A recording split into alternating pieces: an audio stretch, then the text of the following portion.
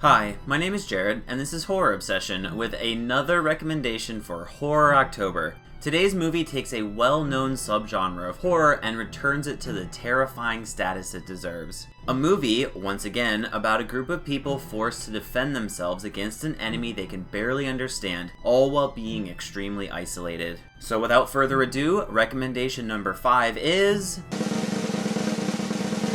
30 Days of Night, 2007, directed by David Slade and starring Josh Hartnett and Melissa George.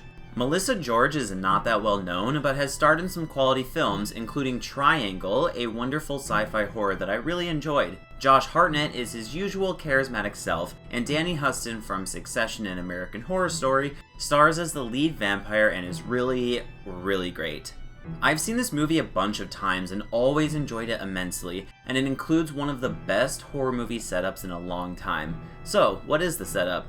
Josh Hartnett playing the sheriff of Barrow, Alaska, a town known pretty much only for a 30-day-long polar night which comes every year. The town is getting ready for the annual month-long darkness, or, 30 days of night, when things start getting weird. First, Melissa George misses her flight out of town, which really upsets her because she is stuck in this tiny town with her ex-boyfriend, who is, of course, Josh Hartnett. Next, other bizarre occurrences are happening, including sled dogs being murdered and a bunch of cell phones being found stolen and destroyed outside of town. No one pieces together that it is clearly communication equipment and means of transport, though, and the town enters the nighttime and darkness, both literally and figuratively.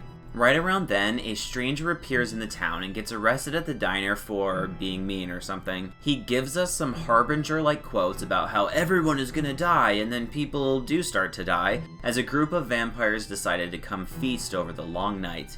Alright, and that's the setup. It sounds simple enough, but once you hear it, you can't help but wonder why no one has written about this before. The author, Steve Niles, tried to pitch the idea as a comic, then a film, then when that was rejected again as a comic.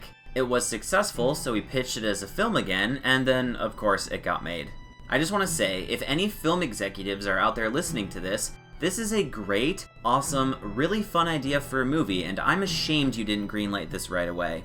I love that this movie made vampires actually scary. There is absolutely no glittering in the sun or using vampirism as a vehicle for telling a teen soap opera story here. Only brutal, realistic violence and people being hunted, as the vampire subgenre was intended. So there you go, that's recommendation number 5 for Horror October. And check back in tomorrow for a surprisingly scary supernatural horror movie in the early 2010s that will make you want to skip your last day at work.